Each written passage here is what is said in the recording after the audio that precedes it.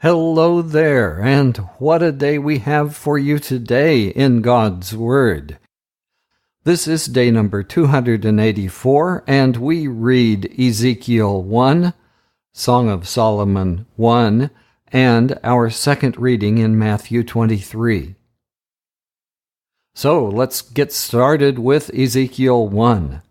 Yesterday, in the last chapter of 2 Chronicles, we heard of the quick succession of the kings of Judah at the very end before the exile to Babylon: Jehoahaz, Jehoiakim, Jehoiachin, and Zedekiah or Zedekiah. And after the fall of Jerusalem, chapter 36 also told of the fulfillment of Jeremiah's prophecy about Cyrus, who gave the decree to rebuild the temple of God. Actually, Jeremiah prophesied about the fall of Babylon and specified the 70-year duration of the exile.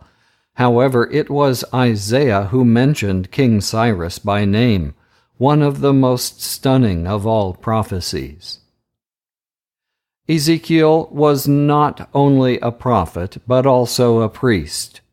When he was 25 years old, he was carried into exile in Babylon along with the upper class of people in 597 BC. Ezekiel was no doubt a pupil of Jeremiah before Ezekiel was taken into exile. The 48 chapters of this book are divided right in the middle.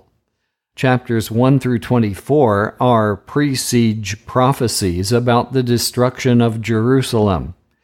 The second half can also be divided into two parts. Chapters 25 through 32 talk about after the fall of Jerusalem, prophecies dealing with the punishment of Judah's enemies. And chapters 33 through 48 are prophecies about the restoration of Judah. Ezekiel is a book that is highly important for understanding the book of Revelation in the New Testament, because things that Ezekiel saw, John also saw. Ezekiel chapter 1. On the 5th day of the 4th month of the 13th year, I, Jehoiachin, the priest, son of Buzi, was living with the Jewish exiles by the Kebar River in Babylonia. The sky opened, and I saw a vision of God. It was the 5th year since King Jehoiachin had been taken into exile. There in Babylonia, beside the Kebar River, I heard the Lord speak to me, and I felt his power. I looked up and saw a windstorm coming from the north. Lightning was flashing from a huge cloud, and the sky around it was glowing. Where the lightning was flashing, something shone like bronze. At the center of the storm, I saw what looked like 4 living creatures in human form, but each of them had 4 faces and 4 wings. Their legs were straight, and they had hooves like those of a bull. They shone like polished bronze. In addition to their 4 faces and 4 wings, they each had 4 human hands, one under each wing. 2 wings of each creature were spread out so that the creatures formed a square, with their wing tips touching. When they moved as a group without turning their bodies. Each living creature had 4 different faces: a human face in front, a lion's face at the right, a bull's face at the left, and an eagle's face at the back. 2 wings of each creature were raised so that they touched the tips of the wings of the creatures next to it, and their other 2 wings were folded against their bodies. Each creature faced all 4 directions, and so the group could go wherever they wished without having to turn. Among the creatures there was something that looked like a blazing torch, constantly moving. The fire would blaze up and shoot out flashes of lightning. The creatures themselves darted back and forth with the speed of lightning. As I was looking at the 4 creatures, I saw 4 wheels touching the ground, one beside each of them. All 4 wheels were alike. Each one shone like a precious stone, and each had another wheel intersecting it at right angles, so that the wheels could move in any of the 4 directions. The rims of the wheels were covered with eyes. Whenever the creatures moved, the wheels moved with them, and if the creatures rose up from the earth, so did the wheels. The creatures went wherever they wished, and the wheels did exactly what the creatures did, because the creatures controlled them. So every time the creatures moved or stopped or rose in the air, the wheels did exactly the same. Above the heads of the creatures there was something that looked like a dome made of dazzling crystal. There under the dome stood the creatures, each stretching out 2 wings toward the ones next to it and covering its body with the other 2 wings. I heard the noise their wings made in flight. It sounded like the roar of the sea, like the noise of a huge army, like the voice of Almighty God. When they stopped flying, they folded their wings, but there was still a sound coming from above the dome over their heads. Above the dome there was something that looked like a throne made of sapphire, and sitting on the throne was a figure that looked like a human being. The figure seemed to be shining like bronze in the middle of a fire. It shone all over with a bright light that had in it all the colors of the rainbow. This was the dazzling light which shows the presence of the Lord. When I saw this, I fell face downward on the ground. Then I heard a voice. What a place to leave that story! But now let's turn to the first chapter of the Song of Solomon. In this book, Solomon extols how wonderful love is. This may be a series of wedding songs, and Solomon needed such songs frequently. The main question is this book merely a series of songs calling for sexual faithfulness to one's spouse? The well-known allegorical interpretation goes back at least to the Puritan period, but probably much farther to the Church Fathers. However, it usually seems to me that making this about Christ and the Church is a bit forced. I don't think Solomon had Christ and the Church in mind. However, I think Jesus may have been inspiring things that Solomon did not know. Song of Songs, Chapter 1. The Most Beautiful Songs, by Solomon. Your lips cover me with kisses. Your love is better than wine. There is a fragrance about you. The sound of your name recalls it. No woman could keep from loving you. Take me with you, and we'll run away. Be my king and take me to your room. We will be happy together, drink deep, and lose ourselves in love. No wonder all women love you. Women of Jerusalem, I am dark, but beautiful. Dark as the desert tents of Kedar, but beautiful as the draperies in Solomon's palace. Don't look down on me because of my color, because the sun has tanned me. My brothers were angry with me and made me work in the vineyard. I had no time to care for myself. Tell me, my love, where will you lead your flock to graze? Where will they rest from the noonday sun? Why should I need look for you among the flocks of the other shepherds? Don't you know the place, loveliest of women? Go and follow the flock. Find pasture for your goats near the tents of the shepherds. You, my love, excite men as a mare excites the stallions of Pharaoh's chariots.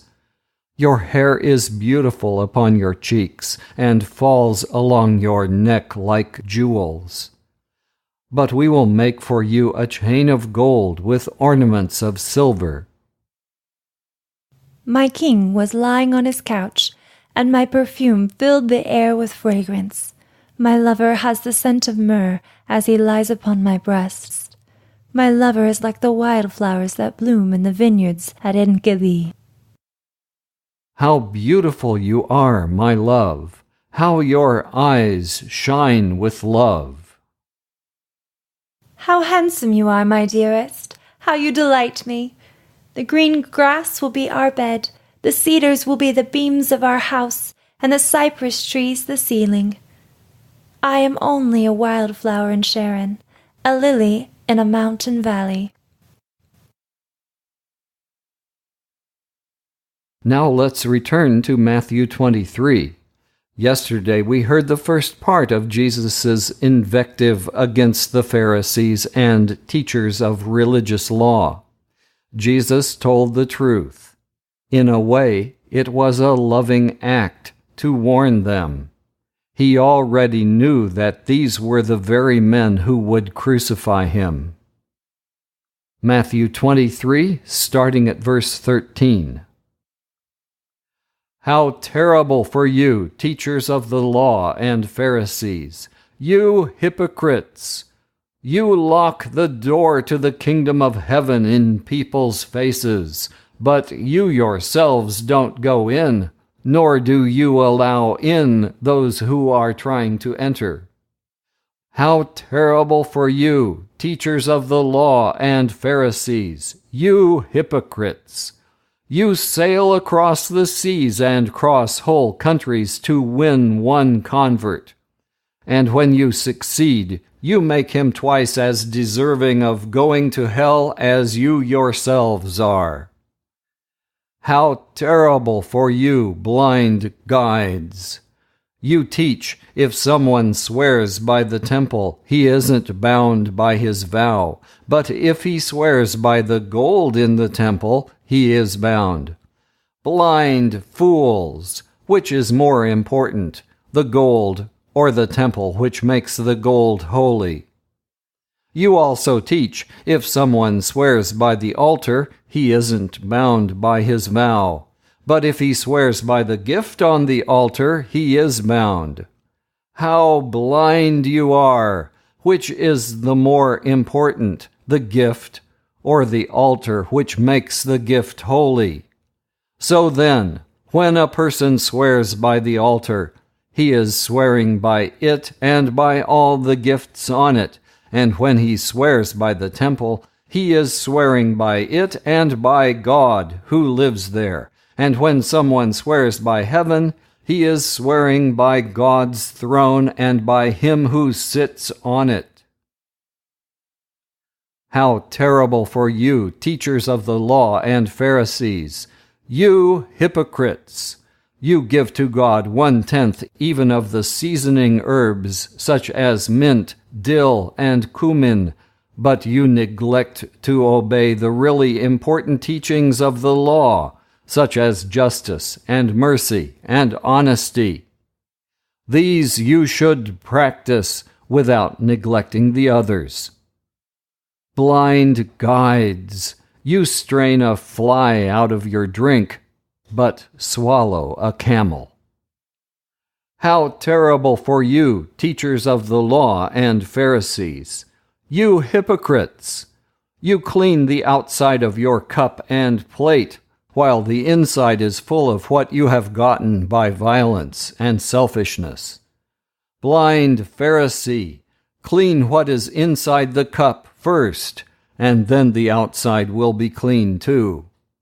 How terrible for you, teachers of the law and Pharisees! You hypocrites!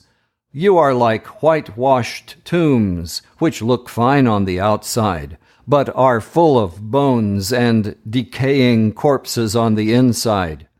In the same way, on the outside you appear good to everybody, but inside you are full of hypocrisy and sins. How terrible for you, teachers of the law and Pharisees! You hypocrites! You make fine tombs for the prophets and decorate the monuments of those who lived good lives. And you claim that if you had lived during the time of your ancestors, you would not have done what they did and killed the prophets. So you actually admit that you are the descendants of those who murdered the prophets. Go on then and finish up what your ancestors started. You snakes and children of snakes, how do you expect to escape from being condemned to hell? And so I tell you that I will send you prophets and wise men and teachers.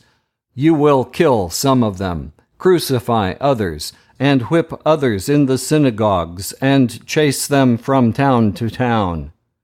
As a result, the punishment for the murder of all innocent people will fall on you, from the murder of innocent Habel to the murder of Zechariah, son of Berechiah, whom you murdered between the temple and the altar.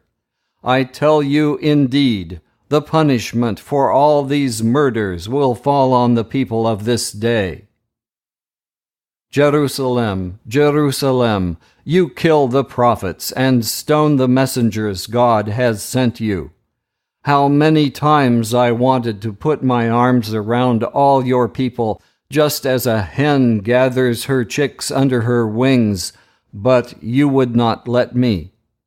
And so your temple will be abandoned and empty.